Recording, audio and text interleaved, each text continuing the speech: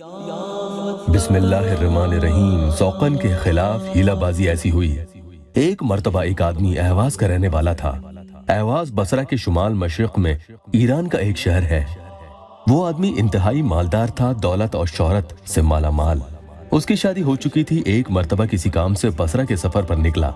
वहां भी उसने एक औरत को पसंद कर लिया और उससे शादी कर ली। वो साल में एक दो दफा अपनी बसरा वाली बीवी के पास जाया करता था और उसको जरूरियात जिंदगी मुहैया करा आता था। इधर उसकी पहली बीवी जो अहवाज के रहने वाली थी, उसको इसकी दूसरी बीवी के बारे में खबर न थी।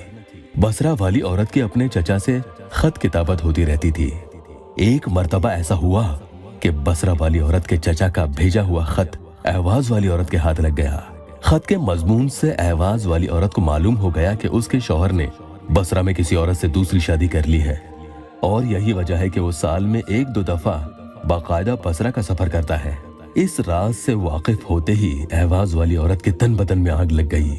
उसने अब तकदूद शुरू की कि उसके शौहर की जिंदगी से बसरा वाली बीवी का वजूद ही खत्म हो जाना चाहिए। चुनांचे उसने एक हीला साजी की। वो खत जो बसरा वाली औरत के चचा ने उसके शौहर के नाम लिखा था, उसके अंदर ये मजमून लिख कर रख दिया, मैं बसरा से फला लिख रहा हूँ। बड़े अफसोस के साथ मैं लिख रहा हूँ कि तुम्हारी बीवी अब इस दुनिया में नहीं रही और हमेशा हमेशा के लिए जहान फानी से रुखसत हो चुकी है। इसलिए जितना जल्दी हो सके बसरा पहुंचने की कोशिश करो। ये खत लिखकर अहवाज वाली औरत ने अपने शौहर के हवाले कर दिया।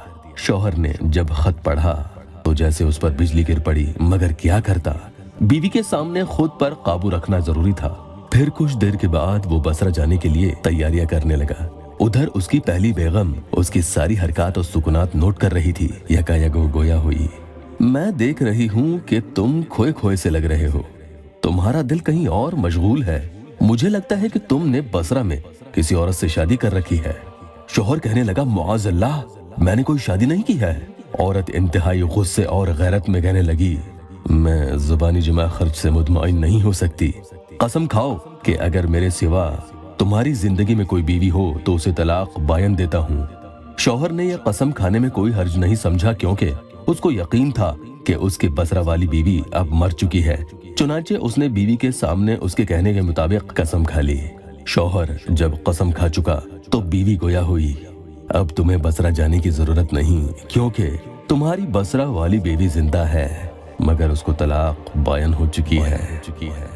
तो मेरे प्यारों, जिसे कोई ऐसी हाजत हो जिसका कबूल होना दुनिया में उसे मुमकिन नहीं लगता हो, ऐसी बेमिसाल जरूरत हो कि जिसे ना पाना उसकी मजबूरी बन चुकी हो, ऐसी मुश्किल हाजतों के लिए कोई शख्स परेशान है तो उसे चाहिए कि ईशा की नमाज के बाद उसके मसाइब दूर होने के लिए, उसकी हाजतों के पूरा होने के लिए ईशा की नमाज के बाद या बदिअस समावाति वल अर्द 1000 मर्तबा पढ़ेगा।